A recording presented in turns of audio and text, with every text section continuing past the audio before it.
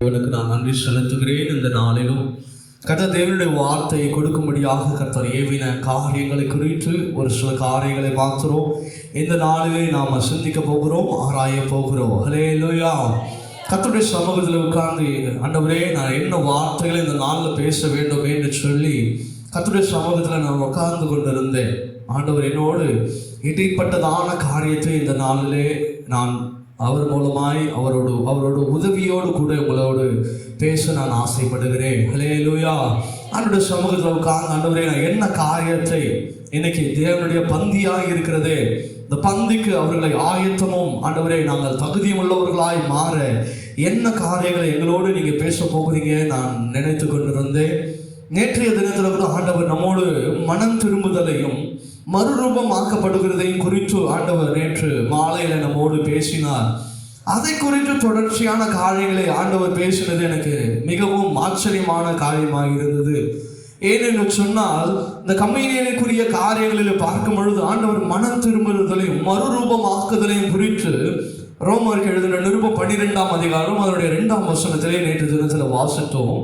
அதற்கு தொடர்ச்சியான ஒரு சில காரியங்களை ஆண்டவர் என்னோடு பேசினதுனால நிச்சயமாகவே இது நம்மளுடைய இருதயங்களை மாற்றக்கூடிய காரியங்கள், நமக்கு தேவைப்படுகிற வார்த்தைகளாய் காணப்படுகிறது என்பதை நிச்சயமாகவே ஆண்டவர் இந்த காலவேளையிலே நம்மோடு உறுதி செய்திருக்கிறார். இடத்தில் வாசிக்கலாம். அப்போஸ்தலனாகிய பவுல் எழுதின நிருபம், ரோமருக்கு எழுதின நிருபம் 12ஆம் அதிகாரம் அதனுடைய 2ஆம் வசனத்தை நாம் வாசிக்க கேட்போம். நீங்கள் இந்த பிரபஞ்சத்திற்கு ஒத்த வேஷம் தெரியாமல் தேவனுடைய நன்மையும் பிரியமும் பரிபூர்ணமான சித்தம் இன்னதென்று பகுத்தறியத்தக்கதாக உங்கள் மனம் புதிதாகிறதுனாலே மறுரூபமாகுங்கள் என்று சொல்லி ஆண்டவர் நேற்று தினத்தில் ஒரு சில காரியங்களை நம்மோடு பேசினார். எப்படி நாம் மனம் திரும்ப வேண்டும் என்று சொன்னால் நாம் என்ன செய்ய வேண்டும், தேவனுடைய சித்தத்தின்படி நடக்க வேண்டும். அவருடைய சித்தத்திற்கு நம்மை ஒப்பு கொடுத்தால் நாம் என்ன பண்ணுவோம், அவருடைய காரியத்தில் நம்ம புதிதாக்கப்படுவோம். புதிதாகிறதுனாலே நாம் எப்படி இருக்கிறோம், மறுரூபமாக்கப்படுகிறோம் என்று சொல்லி ஆண்டவர் நேற்று நம்மோடு பேசினார். இன்றைக்கும் ஆண்டவர் என்ன சொல்றாரு என்று சொன்னால், மனம் திரும்பினவன் செய்ய வேண்டிய காரியங்கள் என்ன என்பதை இந்த நாளில் கர்த்தர் நம்மோடு இடைப்படுவாராக. ஹல்லேலூயா. ஒரு மனுஷன் மனம் திரும்பினா மாத்திரம் போதாது, அவன் மனம் திரும்பின பிறகு அவனுக்குள்ள ஒரு சில காரியங்கள் நமக்கு வேண்டியதா இருக்கிறது என்பதை ஆண்டவர் ஆணித்தரமாக இன்றைக்கு நம்மளோடு பேசுவாராக. ஹல்லேலூயா. இதில் ஆண்டவர் இந்த மனம் திரும்பினவன் என்ன செய்ய வேண்டும் என்பதை குறித்து ஒரு 9 காரியங்கள் ஆண்டவர் நமக்கு பேசுவார். எனக்கு தெரிஞ்ச விஷயம் வரைக்கும் இன்றைக்கு இதை அவ்வளவா முடிக்க முடியாது. அடுத்த வாரங்களில் இந்த காரியங்களை நாம் தொடர்வோம் என்பதில் எந்த சந்தேகமும் இல்லை. ஹல்லேலூயா. ஒரு மனுஷன் மனம் திரும்பிட்டான், அடுத்து நான் என்ன செய்ய வேண்டும் அப்படின்பதில் அநேகருக்கு என்ன செய்யணும் அப்படின்னு தெரியாது. ஒரு சிலரை கேட்டோம்னா இயேசுவை ஏற்றுக்கொண்டேன், அவ்வளோதான் என் வாழ்க்கை, இனி அவருடைய கரத்தில் இருக்கிறது, இனி நான் என்ன செய்தாலும் நான் பரலோகத்துக்கு போயிடுவேன் அப்படின்ற ஒரு எண்ணத்தோடு தான் இன்னைக்கு நிறைய பேர் வாழ்ந்து கொண்டு இருக்கிறாங்க. ஆனால் ஆண்டவர் ஒரு மனுஷன் மனம் திரும்பி ஆண்டவரை ஏற்றுக்கொண்டு அவன் வாழ்க்கையை அவன் மாத்திட்டான் அப்படின்னு சொன்னா அதோடு அவனுடைய வாழ்க்கை முடிந்துடு விட்டது அல்ல, அதற்கு பிறகாக ஒரு பெரிய ப்ராசஸ் அவனுடைய வாழ்க்கையில இருக்கிறது என்பதை இன்றைக்கு நிறைய கிறிஸ்துவர்கள் நம்ம வாழ்க்கையில உணராமல் இருக்கிறாங்க. இன்றைக்கு அந்த காரியத்தை தான் ஆண்டவர் நம்மோடு பேச போகிறார். ஹல்லேலூயா. முதலாவது காரியம் எடுத்து வாசிக்கலாம். மத்திய எழுதின சுவிசேஷ புத்தகம் அதனுடைய 3ஆம் அதிகாரம் அதனுடைய 8ஆம் வசனத்தை வாசிக்க கேட்போம். மத்திய எழுதின சுவிசேஷ புத்தகம் 3ஆம் அதிகாரம் அதனுடைய 8ஆம் வசனத்தை வாசிக்க கேட்போம். மனம் திரும்புதலுக்கு ஏற்ற கனிகளை கொடுங்க. ஹல்லேலூயா. நீ மனம் திரும்பிட்ட, அடுத்து உன்னுடைய கரம் எப்படி இருக்கணும்னா கனிகளை கொடுக்கிறவனாய் மாறணும். ஹல்லேலூயா. கர்த்தர் கடந்த வெள்ளிக்கிழமை ஃபாஸ்டிங் ப்ரேயர்ல கூட இதை குறித்து தான், அந்த கனி கொடுக்கிறது குறித்து தான் ஆண்டவர் நம்மோடு பேசினார்.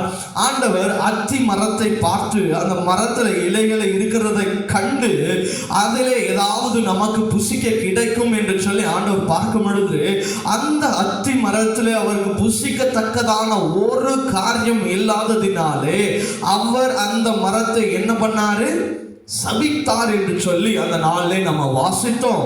அப்படியாக அந்த மரத்தை அவர் சபித்தது நிமித்தமாக இனி அந்த மரம் என்ன பண்ணல, கனி கொடுக்கவும் இல்லை. அந்த மரம் என்ன ஆயிடுச்சு, பட்டு போனது என்பதை அந்த நாளிலே கர்த்தர் நம்மோடு இடைப்பட்டார்.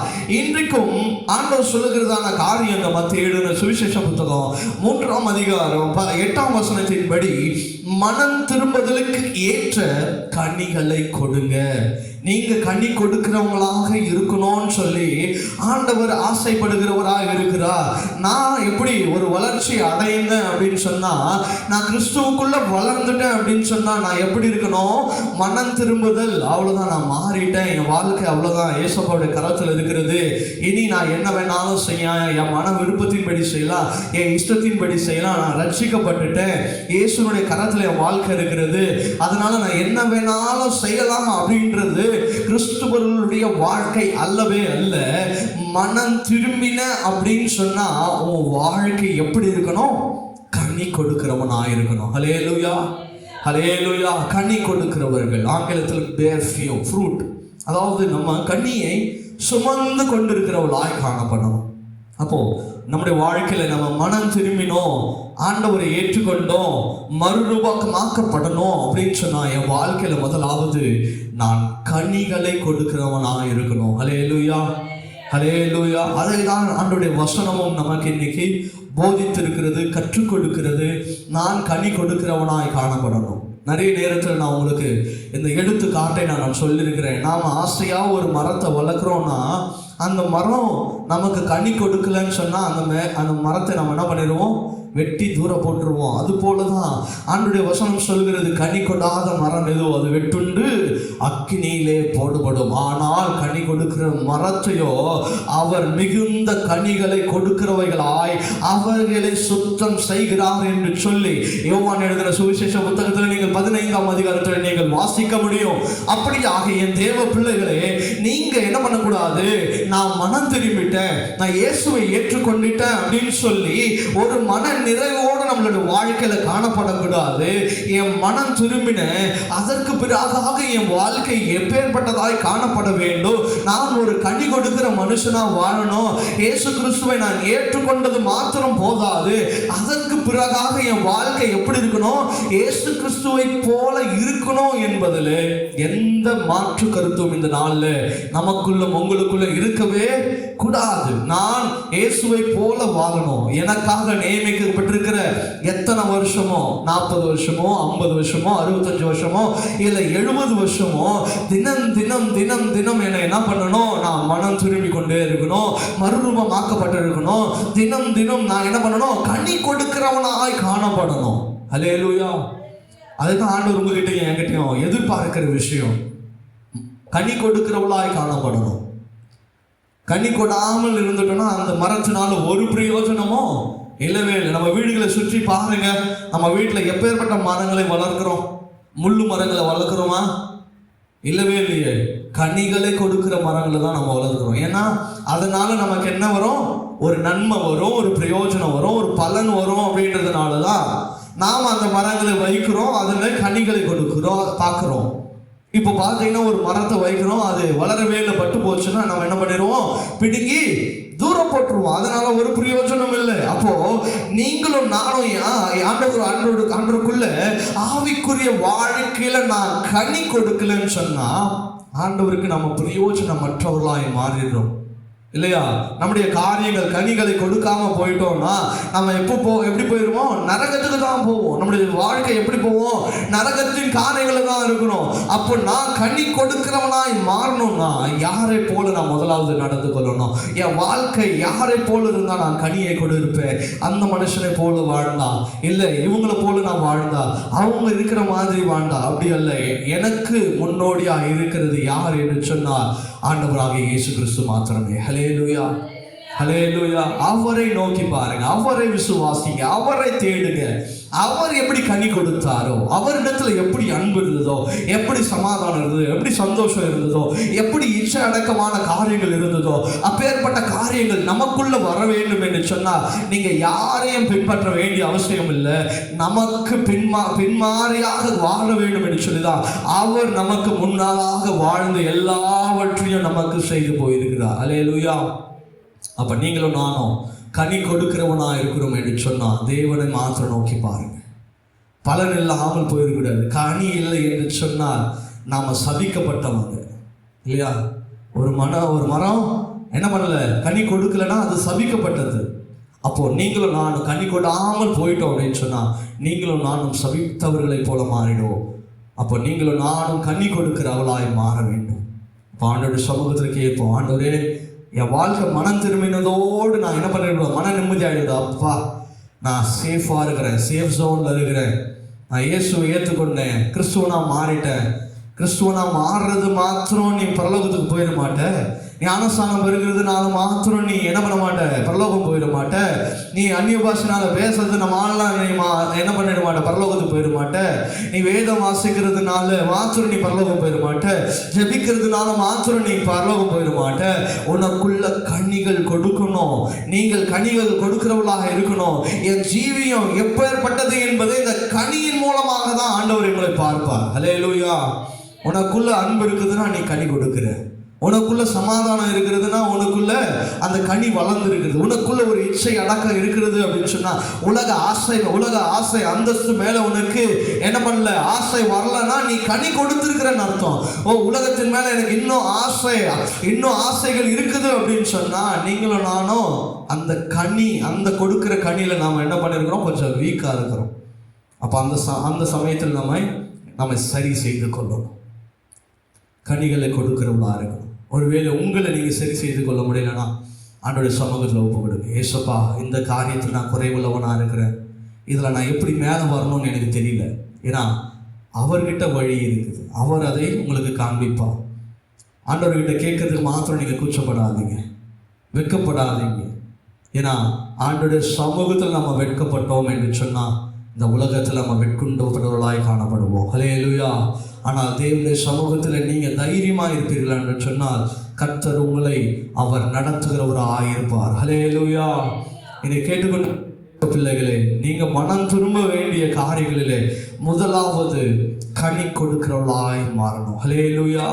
இரண்டாவது விஷயம், அப்போஸ்தலர் நடபடிகள் 26ஆம் அதிகாரம் அதனுடைய 20ஆம் வசனத்தை நாம் வாசிக்க கேட்போம். அப்போஸ்தலர் நடபடிகள் 26ஆம் அதிகாரம் அதனுடைய 20ஆம் வசனத்தை நாம் வாசிக்க கேட்போம். 26:20.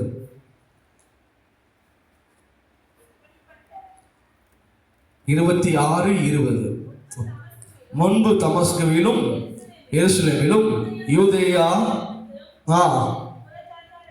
இடத்திலும் மனம் திரும்பி குணப்படவும் மனம் திரும்புதலுக்கு ஏற்ற கிரியைகளை செய்யவும் வேண்டும் என்று அறிவித்தே. ஹல்லேலூயா. இரண்டாவது காரியம், நமக்கு மனம் திரும்புதலுக்கு ஏற்ற கிரியை நமக்குள்ள வேணும். ஹல்லேலூயா. சத்தமா சொல்லமா ஹல்லேலூயா. நம்முடைய வாழ்க்கையில மனம் திரும்பிட அப்படின்னு சொன்னா அடுத்து நீ மனம் திரும்பினது வெளியில எப்படி வரும், கிரியையாய் வெளியப்படும். எப்படி நீ என்ன காரியங்களை செய்கிறேன் என்பதில் நீங்க என்ன பண்ண முடியும், பார்த்து கொள்ள முடியும். மனம் திரும்பிட்டாங்களா இல்லையா. நான் பொய் சொல்ல மாட்டேன்னு சொல்லிட்டு மறுபடியும் பொய் சொன்னாங்க அப்படின்னு சொன்னா அவங்க என்ன பண்ணல, இன்னும் மனம் திரும்புதல அப்படின்றது அர்த்தம். ஆண்டவர் சொல்றாரு ஒரு சில இடங்களில் அவரிடத்துல இயேசுபா கிட்ட ஒரு விபச்சார பெண்மணியை கொண்டு வராங்க. இவன் என்ன பண்ணா, விபச்சாரம் செய்துட்டு ஆண்டவரே இவளை என்ன பண்ணலாம், யூதர்கள் முறைப்படி இவங்களை என்ன பண்ணணும், கல்லெறிந்து அவளை என்ன பண்ணணும், கொல்லணும் அப்படின்னு சொல்றாரு. அப்போ இயேசு கிறிஸ்து அவங்களை பார்த்து சொல்றாரு, நீங்க இதுல யார் நீதிமானோ அவன் என்ன பண்ணோம், முதலாவது அந்த பெண்மணியின் மீது என்ன பண்ணோம், கல் எறிய கடவுள் என்று சொன்ன போது அவர் தலையை தூக்கி பார்க்கும்போது ஒரு துணும் இல்லை. ஹல்லேலூயா. ஆனால் ஆண்டவர் சொன்னாரு, அந்த பெண்மணியை பார்த்து என்ன பண்ணாரு, நீ பாவம் செய்யாது. ஹல்லேலூயா. ஹல்லேலூயா. அதுதான் ஒரு மனம் திரும்புதலுக்கு ஏற்ற காரியங்கள். இனி பாவம் செய்யாத சமாரிய ஸ்ரீ நீ வாசித்து பார்த்தீங்க என்று சொன்னால், அவர் தாகத்தை தீர்க்குவதற்காக தண்ணீரை கேட்டிருப்பார். அந்த சகோதரி, அந்த சமாரிய ஸ்ரீ என்னென்னவோ பேசி கொண்டிருப்பா. ஆண்டவர் சொல்றார், ஜீவ ஊற்று என்னிடத்திலிருந்து புறப்படும், நான் கொடுக்கிற தண்ணீர் உனக்கு தாகத்தை உண்டாக்காது, அது உனக்கு ஜீவனை தருகிறது, நித்திய ஜீவனை தருகிறது என்று சொல்லி அவர் என்ன பண்ணுவார் சொல்லும் பொழுது, அவர் இதை நான் என் புருஷனிடத்துல போய் சொல்லணும், எத்தனாவது புருஷனிடத்துல நீ போய் சொல்லுவேன், இப்பொழுது நீ இருக்கிறது 5வது புருஷனே என்று சொல்லும் பொழுது அவளுக்குள்ள என்ன ஆயிடுச்சு, ஓ இந்த மனுஷன் தீர்க்கதரிசியோ என்று சொல்லி அவரை குறித்து அவள் என்ன பண்ணாலாம், சாட்சி கொடுத்தாள் என்று சொல்லி வசனம் சொல்லுகிறது. அவள் என்ன பண்ண, அந்த இடத்துல மனம் திரும்பினவளாய் அங்கே போய் சுவிசேஷத்தை அறிவித்தவளாய் காண்பிக்கிறார். இன்றைக்கும் என் தேவனுடைய பிள்ளைகளே, உங்க வாழ்க்கையில நீங்க மனம் திரும்பினீங்க அப்படின்னு சொன்னா, என் வாழ்க்கையில ஒரு மன மாற்றம் அடைந்திருக்கிறது என்று சொன்னா, உங்க வாழ்க்கையில முதலாவது மனம் திரும்பினதற்கு அடையாளம் என்னவென்று சொன்னா, நீங்க உங்க வாழ்க்கையில இதற்கு முன்பாக இருந்த காரியங்கள் உங்களுக்குள்ள காணப்படவே கூடாது. ஹல்லேலூயா, ஹல்லேலூயா, ஹல்லேலூயா. அதுதான் மனம் திரும்புதலுக்கு ஏற்ற கிரியை. கிரியைன்னா வேற ஒன்றும் இல்லை, நீங்க செய்கிற காரியங்கள்.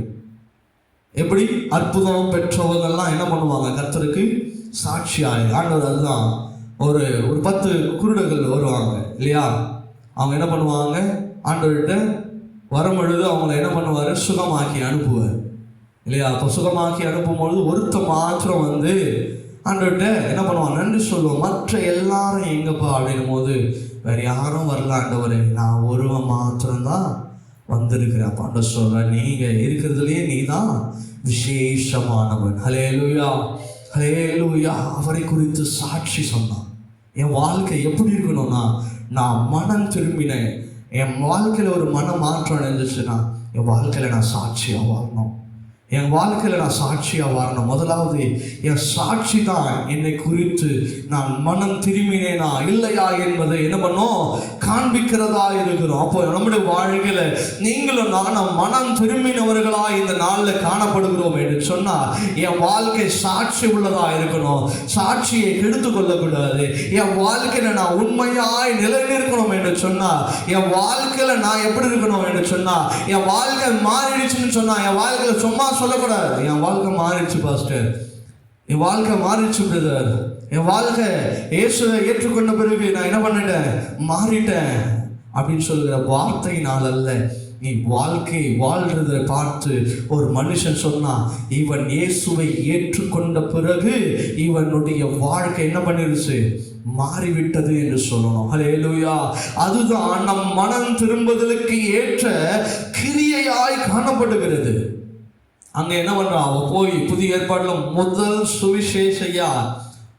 சுவிசேஷத்தை பிரசங்கிக்கிறார். யாரு, ஒரு உபச்சார ஸ்திரீ. இதை கேட்டுக்கொண்டிருக்கிற என் தேவ பிள்ளைகளே, என் வாழ்க்கை மனம் மாறிடுச்சு அப்படின்னு சொன்னா, உங்க வாழ்க்கையை இயேசுக்காக நீங்க அர்ப்பணிங்க. இயேசுதான் உங்களை மாற்றிருக்கிறார், இயேசுதான் உங்களை மாற்றிருக்கிறார் என்பதில் எந்த மாற்று கருத்தும் உங்களுக்கு வரவே வேண்டாம். இன்னைக்கு இயேசப்பா கரத்தில் உங்க வாழ்க்கையை ஒப்பு கொடுத்துட்டீங்க அப்படின்னு சொன்னா, அவர் என்ன பண்ணுவார், எல்லாவற்றையும் மாற்றுகிறவராக இருக்கிறார். இன்னைக்கு நிறைய பேர் சாட்சி சொல்லுகிறத நம்ம கேட்கிறோம். நான் ரவுடிசம் பண்ணிட்டு இருந்தேன், அநேக பேரை கொலை பண்ணியிருக்கிறேன், ஜெயிலில் இருந்திருக்கிறேன், ஆனால் இன்னைக்கு என் வாழ்க்கை ஆண்டவர் என்ன பண்ணிருக்கிறாரு, தொட்டு இருக்கிறார், அவருக்காக நான் ஊழியம் செய்து கொண்டிருக்கிறேன்னு சொல்லி இன்னைக்கு எத்தனையோ பேர் சாட்சி கொடுக்கிறாங்க. இவைகளெல்லாம் எப்படி சாட்சி கொடுக்கிறாங்கன்னு சொன்னா, அந்த மனம் திரும்புதலுக்கு ஏற்ற கிரியை அவள் வாழ்க்கையில் நடந்திருக்கிறது. நான் மனம் திரும்பிட்டேன் அப்படின்னு சொல்லி அதிலே இருந்துடக்கூடாது. அந்த மனம் திரும்புதல் எனக்குள்ள என்ன பண்ணணும், கிரியை செய்யணும். கிரியை செய்யும் பொழுதுதான் அதுல தேவ நாமம் மகிமைப்படும். மனம் திரும்பிட்டேன்னு சொல்லி உனக்குள்ளேயே நீ இருந்தனா அதுல ஒரு நன்மை உனக்கு வராது. ஆனால் நீ மனம் திரும்புதலுக்கேற்ற கிரியையை நீ செய்யும் பொழுது என் தேவனுடைய நாமம் மகிமைப்படும். ஹல்லேலூயா, ஹல்லேலூயா. முதலாவது மனம் திரும்புதலில் என்ன செய்ய வேண்டும் என்று சொன்னா, முதலாவது கனி கொடுக்கிறவளா இருக்கணும். இரண்டாவது மனம் திரும்புவதற்கு ஏற்ற கிரியையை நாம் வேண்டும், கிரியை செய்கிறவளாய் காணப்பட வேண்டும் என்று சொல்லி வசனம் நமக்கு திட்டமும் தெளிவுமாய் சொல்லப்பட்டிருக்கிறது. மூன்றாவது விஷயத்தை பார்த்து நான் முடிக்க நான் ஆசைப்படுகிறேன். மற்ற காரியங்களை நாங்கள் அடுத்த வாரங்களே தொடர்ச்சியாக நாம் வாசிப்போம். மூன்றாவது காரியம், மத்திய எழுதின சுவிசேஷ புத்தகம் 18ஆம் அதிகாரம் அதனுடைய 3ஆம் வசனத்திலிருந்து 10ஆம் வசனம் வரைக்கும் வாசிக்க கேட்போம். மத்திய எழுதின சுவிசேஷ புத்தகம் 18ஆம் அதிகாரம் அதனுடைய 3ஆம் வசனத்திலிருந்து 10ஆம் வசனம் வரைக்கும் வாசிக்க கேட்போம். நீங்கள் மரணம் திரும்பின பிள்ளைகளை போக ஆகாவிட்டால் பரலோக ராஜ்யத்தில் பிரவேசிக்க மாட்டீர்கள் என்று மெய்யாகவே உங்களுக்கு சொல்லுகிறேன். ஆகையால் இந்த பிள்ளைகளைப் போல தன்னை தாழ்த்துகிறவன் எவனோ அவனே பரலோக ராஜ்யத்தில் பெரியவனாயிருப்பான். இப்படிப்பட்ட ஒரு பிள்ளையை என் நாமத்தின் நிமித்தம் ஏற்றுக்கொள்ளுகிறவன் என்னை ஏற்றுக்கொள்கிறான். என்னிடத்தில் விசுவாசமாய் இருக்கிற இந்த சிறியரில் ஒருவனுக்கு இடரல் உண்டாகிறவன் எவனோ அவனுடைய கழுத்தில் எந்திர கல்லை கட்டி சமுத்திரத்தின் ஆழத்திலே அவனை அமிழ்த்துகிறது அவனுக்கு நலமாயிருக்கும். இடரல்களின் நிமித்தம் உலகத்திற்கு ஐயோ, இடரல்கள் வருவது அவசியம். ஆனால் எந்த மனுஷனால் இடரல் வருகிறதோ அவனுக்கு ஐயோ. உன் கையாவது உன் காலாவது உன் இடரல் உண்டாக்கினால் அதை என்ன பண்ணு, தரித்து எரிந்து போடு. நீ 2 கை உடையவனாய் அல்லது 2 கால் உடையவனாய் நித்திய அக்கினியிலே தள்ளப்படுவதை பார்க்கிலும் சப்பானியாய் அல்லது ஊனமாய் நித்திய ஜீவனுக்குள் பிரவேசிப்பது உனக்கு நலமாய் இருக்கும். உன் கண் உனக்கு இடரல் உண்டானால் இதை படுகிற எழுத்து போடு. 2 கண்ணுடவனாய் எரி நகரத்திலே தள்ளப்படுவதை பார்க்கிறோம் ஒற்றை கண்ணா ஜீவனுக்குள் பிரவேசிப்பது உனக்கு நலமாய் இருக்கும். இந்த சிறியரில் ஒருவனையும் அற்பமாய் எண்ணாதபடிக்கு எச்சரிக்கையாக இருங்கள். அவர்களுக்குரிய தேவதூதர்கள் பரலோகத்தில் என் பரம பிதாவின் சமூகத்தை எப்பொழுதும் தரித்திருக்கிறார்கள் என்று உங்களுக்கு சொல்லுகிறேன் என்று சொல்லுகிறார். ஹல்லேலூயா, ஹல்லேலூயா. இந்த வசனங்கள் எல்லாமே ஏன் இந்த வாசத்தை என்று சொன்னால், முதல் வசனத்தை மாத்திரம் தான் நான் உங்களுக்கு வாசிக்கணும்னு இருந்தேன். ஆனால் இந்த மொத்த வசனத்தை கற்றர் என்னோடு காலையில் ஏவினபடினாலும் இந்த மொத்த வசனங்களை நான் உங்களுக்கு வாசிக்கிறேன். நீங்கள் மனம் திரும்பி யாரை போல மாறணும் என்று சொன்னால் பிள்ளைகளை போல மாற வேண்டும். பிள்ளைகள் என்று சொன்னால் கபடு, வாது, சூது, இந்த காரியங்கள் எல்லாமே பிள்ளைகளுக்கு என்ன பண்ணாது, தெரியவே தெரியாது. ஒரு சின்ன பிள்ளைக்கு என்ன தெரியும்? அந்த பிள்ளை யாரை பார்த்தாலும் சிரிக்கும், எல்லாரையும் பார்த்தாலும் அன்பு காட்டும், யார் கூப்பிட்டாலும் என்ன பண்ணும், அவங்களிடத்துல போய் அன்பாய் காட்டுகிறது, அன்பை வெளிப்படுத்துகிறது. அந்த ஒரு பிள்ளையை நம்ம போகும்போது பார்க்குறோம், அந்த பிள்ளைக்கு நம்ம யாருன்னு தெரியாது, அந்த பிள்ளை நமக்கு யாருன்னு தெரியாது. ஆனால் அந்த பிள்ளையை பார்த்து நம்ம சிரிப்போம். ஆனால் அந்த பிள்ளை நம்மளை பார்த்து என்ன பண்ணோம், சிரிக்கும். ஒரு வளர்ந்த பிள்ளையானா அந்த பிள்ளையோடு நம்ம பேசினா என்ன பண்ணோம், அந்த பிள்ளை நம்ம இடத்துல அன்பாய் பேசும். ஆண்டவர் சொல்றாரு, இன்னைக்கு அந்த பிள்ளையை போல நீ மாறாவிட்டால் எங்க போக மாட்டேன், பரலோகத்துக்கு போக மாட்டேன். பரலோக ராஜ்யம் உனக்கு இல்லவே இல்லைன்னு சொல்ற. அந்த பிள்ளையை போல உங்களுடைய மாறணும் அப்படின்னு சொன்னா, ஆண்டவர் இன்னைக்கு சொன்னா உன் வாழ்க்கையில மனம் திரும்பின அப்படின்னு சொன்னா, மூன்றாவது காரியம், நீ ஒரு குழந்தையை போல நீ மாறி இருக்கணும். உன் வாழ்க்கை குழந்தைத்தனமா இருக்கணும். குழந்தைத்தனமா என்று சொன்னா உன் வாழ்க்கை நீ என்ன பண்ணணும், எல்லாரையும் நேசிக்கத்தக்கதான காரியங்கள் இருக்கணும், யாரையும் வெறுக்காத காரியங்கள் காணப்படக்கூடாது.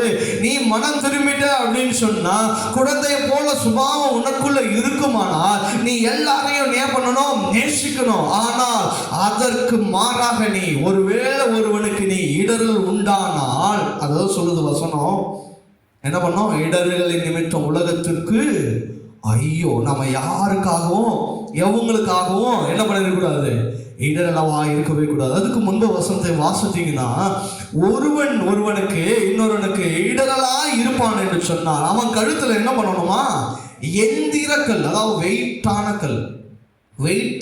கல் அவன் கழுத்துல கட்டி என்ன பண்ணணுமா, அவனை கடல்ல தள்ளி போடுங்க அப்படின்னு சொல்றார். ஹல்லேலூயா. அப்போ நம்முடைய வாழ்க்கை நம்ம அடுத்தவங்களுக்கு பிரயோஜனமா இருக்கிறோமோ இல்லையோ, நல்லா புரிஞ்சுக்கோங்க. நாம எப்படி அடுத்தவங்களுக்கு பிரயோஜனமா இருக்கிறோமோ இல்லையோ, ஆனால் ஒருவனுக்கு நம்ம என்ன பண்ணக்கூடாது, ஈடரலா இருக்கவே கூடாது. ஈடரலின் நிமித்தம் உலகத்துக்கு ஐயோ. இடரல்கள் நல்லது, ஆனால் சொல்ற ஆண்டவர், இடரல்களும் வாழ்க்கையில வர்றது நல்லதுதான்பா. ஆனால் எவன் இடரலாய் ஒருவனுக்கு இருக்கிறானோ அவன் எப்படி ஐயோன்னு சொன்னார் ஆண்டவர். எனக்கு காலையில யோசிக்கும் போது, எப்பா எவ்வளோ பெரிய காரியத்தை ஆண்டவர் இந்த காலையில் பேசியிருக்கிறீங்கப்பா. நாம ஒருவேளை யாருக்காவது இடரலாக இருந்துட்டோம்னு சொன்னா நம் நிமித்தம் ஐயோ என்ற வார்த்தைகள் சொல்லப்பட்டிருக்கிறது. இந்த நாளில் நம்ம நிதானித்து பார்க்கணும். ஒருவேளை ஒருத்தனுக்கு நம்ம ஆசீர்வாதமா இல்லாம கூட இருந்துடலாம், ஆனால் ஒருத்தனுக்கு நம்ம என்ன பண்ணிடக்கூடாது, இடரலா இருக்கக்கூடாது. இந்த ஸ்கூல் டேஸ்லாம் பார்த்தீங்கன்னா பிள்ளைங்க சொல்லுவாங்க, அடவுடு இன்னும் 2 நாள் இருக்குது, நம்ம என்ன பண்ணிக்கலாம், 2 நாள் கிட்ட வரும்போது, எக்ஸாம் வரும்போது என்ன பண்ணிக்கலாம். அவன் படிக்கிற பையனா இருப்பான், ஆனா அவனை பார்த்து நம்ம என்ன சொல்லுவோம், 2 நாள் எக்ஸாம் இருக்குது, அன்னைக்கு நைட் உட்காந்து நம்ம என்ன பண்ணிடலாம், படிச்சிடலாம். அவனை என்ன பண்ணிடுவான், அவனை ஈடல் ஆக்கிடுவான். ஓ அப்போ நம்ம என்ன பண்ணலாம், கடைசி நேரத்தில் படித்தா நமக்கு நல்லா இருக்கும் பொழுது அப்படின்னு சொல்லி நல்லா படிக்கிறவனே என்ன பண்ணிடுவான், அவன் கெடுத்து கடைசி நேரத்தில் 2 பேரும் என்ன பண்ணுறது, உன்னால நான் கேட்டேன் என்னால் நீ கேட்டேன், கடைசியில் ஃபெயில் ஆகி 2 பேர் வருவான். அப்போ அவனை சொல்லுவான், நான் அன்னைக்கே ஒழுங்காக படிச்சிருப்பேன், என்ன பண்ணேன் இப்படி சொல்லி அவன் காரியத்தை என்ன பண்ணிட்டேன் மாத்திட்டியே அப்படின்னு சொல்லி. இது நிமித்தமாய் நாம ஒருவருக்கு என்ன பண்ணிடக்கூடாது, இடரலாக இருக்கக்கூடாது. நம்ம வாழ்ற வாழ்க்கையை பார்த்துட்டு அவங்களே பாருங்க, அவங்களே இப்படி இருக்கிறாங்க, நம்ம வாழ்ந்தா என்ன அப்படின்னு சொல்லி என்ன பண்ணிடக்கூடாது. ஒருத்தர் நம்முடைய வாழ்க்கையை சுட்டி காட்டி நம்ம இடரல் அடையக்கூடாது, இல்லையா, சொல்லிடக்கூடாது. அவங்க பாருங்க, வாரம் சர்ச்சுக்கு போகிறவங்க அவங்களே இந்த வாரம் போல வீட்டில் உட்காந்து என்ன பண்ணிருக்கிறாங்க, சமைச்சு நல்லா சாப்பிட்டுக்கிறாங்க. நம்ம இப்போதானே புதுசாக இயேசு ஏற்றுக்கொண்டோம், நாம் இன்னைக்கு சர்ச்சுக்கு போகலன்னா என்ன அப்படின்ற ஒரு காரியம் நாம் அடுத்தவங்களை இடரல் உண்டாக்கிறோம். நான் எடுத்துக்காட்டுக்காக இந்த காரியத்தை சொல்கிறேன். இன்னும் நிறைய காரியங்கள் இருக்குது. இடரல் என்று சொன்னால் அநேக காரியங்கள் நமக்குள்ள இருக்கிறது. நாம அநேகருக்கு நம்ம வழி விலகி செய்திடக்கூடாது, நம்ம அடுத்தவங்களுக்கு எடுத்துக்காட்டாக இருந்துடக்கூடாது, அடுத்தவங்களை நம்ம தவறான பாதையில கொண்டு போகிறதுக்கு நாம இடரலா இருந்துடக்கூடாது. இடரல் என்று சொன்னால் இன்னும் நிறைய காரியங்கள் இருக்குது. ஒருவனுக்கு இடரா இருந்தால் கர்த்தர் அவனுக்கு எதிரிட்டு நிற்பார். எப்படி? கர்த்தர் அவனுக்கு எதிரிட்டு நிற்பார். ஆண்டவர் சொல்ற, அதான் ஒருத்தனுக்கு இடரனா இருக்குன்னா அவன் கழுத்துல எந்திர கல்ல கட்டி என்ன பண்ணு, கடல்ல போடுன்னு சொல்றான். அவன் செத்தா நல்லதுன்றார் ஆண்டவர். அப்போ நம்ம அடுத்தவங்களுக்கு எப்பொழுதுமே இடரலா இருக்கவே கூடாது. ஹல்லேலூயா. உங்களால தான் நான் இப்படி ஆயிட்டேன், உங்களால தான் நான் இப்படி ஆயிட்டேன்னு ஒருத்தர் நம்மளை குறித்து சாட்சி சொல்லப்படுவார். ஹல்லேலூயா. அதற்கு மாறாக உங்கள் நிமித்தமாக நான் இயேசுவை ஏற்றுக்கொண்டேன், உங்கள் நிமித்தமாக இந்த காரியத்திலிருந்து நான் விடுபட்டேன், உங்கள் நிமித்தமாக இதிலிருந்து நான் ஆசீர்வதிக்கப்பட்டிருக்கிறேன், உங்களை பார்த்து தான் நான் வளர்ந்தேன், உங்களை பார்த்து தான் நான் அடுத்தவங்களை நேசிக்க கற்றுக்கொண்டேன், உங்கள் நிமித்தமாக தான் நான் அடுத்தவங்களை நேசிக்க கற்றுக் கொடுத்தேன், அநேகருக்கு நான் பிரயோஜனம் உள்ளவனாக இருந்தேன், அடுத்தவங்களுக்கு நான் எடுத்துக்காட்டாக வாழணும் அப்படின்னு சொல்லி நாம அடுத்தவங்களுக்கு ஒரு எக்ஸாம்பிளாக வாழணும். ஹல்லேலூயா. அதை தான் நமக்கு இன்றைக்கு ஆண்டவர் கற்றுத் தருகிறவராக இருக்கிறார். அப்போ நாம என்ன பண்ணணும், இடரலாக இருக்கக்கூடாது. ஒருவனுக்கு நாம் அவனை கெடுத்தால் அவர் நம்மை கெடுத்து போடுவார். அதுதான் வசனம் நமக்கு போதிக்கிறது. நாம ஒருத்தனை கெடுத்தா ஆண்டவர் சும்மா இருக்க மாட்டேன், நீ அவனையா கெடுக்கிற, நான் உன்னை என்ன பண்றேன் கெடுத்து போடுறேன்னு சொல்லி ஆண்டவர் கெடுத்து போடுவார். அப்போ நாம ஒரு பொழுதும் இடரலாக இல்லாத போடும். அதுதான் குழந்தையை போல சுபாவம். குழந்தைக்கு ஒண்ணுமே தெரியாது. குழந்தைய பாருங்க, ஏதாவது செய்யுமா, யாருக்காவது தீங்கு செய்யுமா, ஏதாவது தீங்கு பேசுமா, பண்ணவே பண்ணாது. அதனால தான் ஆண்டவர் சொல்றார், நீங்கள் குழந்தையை போல மாறினா பரலோகத்தின் வாசல் உங்களுக்காக திறந்திருக்கும். ஹல்லேலூயா. இதை கேட்டுக்கொண்டிருக்கிற என் தேவ பிள்ளைகளே, மனம் திரும்புதல் நம்முடைய வாழ்க்கையில என்ன செய்ய வேண்டும் என்று சொன்னால், முதலாவது காரியம் கனி கொடுக்கிறவளாக இருக்கணும். 2வது மனம் திரும்புதலுக்கு ஏற்ற கிரியை உங்களுக்குள்ள வேண்டும். 3வது காரியம் குழந்தையை போல மாற வேண்டும். குழந்தை என்று சொன்னால் நம்முடைய வாழ்க்கையில கபடு, வாது, சூது, அடுத்தவங்களுக்கு தீமை நினைக்கிறது, அடுத்தவங்களை நாம் இடரல் அடையணும்னு ஆகிற காரியங்கள் எதுவுமே நமக்குள்ள காணப்படக்கூடாது. ஒருவேளை நாம் அப்படி நடந்து கொள்ளும் என்று சொன்னால் கர்த்தர் நம்மை கெடுத்து போடுவார். இன்னும் ஒரு வார்த்தை ஆண்டவர் மேல்படி போய் கெடுக்கிறவனை கர்த்தர் ஐயோ என்று சொல்லுகிறார். ஐயோ என்று சொன்னால் அவனுடைய வாழ்க்கை மிகவும் மிகவும் பரிதாபமான சூழலை மாறும். அப்படி இல்லாதபடிக்கு கர்த்தர் நம்மை அடுத்தவங்களுக்கு முன்மாதிரியாய் கர்த்தர் இயேசுவை போல நம்மையும் சேர்த்து கொள்ள இந்த நாளில் கர்த்தர் நம்மை மாற்றும்படியாக இன்னும் 6 காரியங்களுக்கு வரும் காலங்களிலே கர்த்தர் நமக்கு போதித்து வழி நடத்துவார். இந்த வார்த்தைகளை தேவன் தாமே ஆசீர்வதிப்பாராக. நம்ம எல்லா கண்களை மூடி ஆண்டவரை நோக்கி நாம்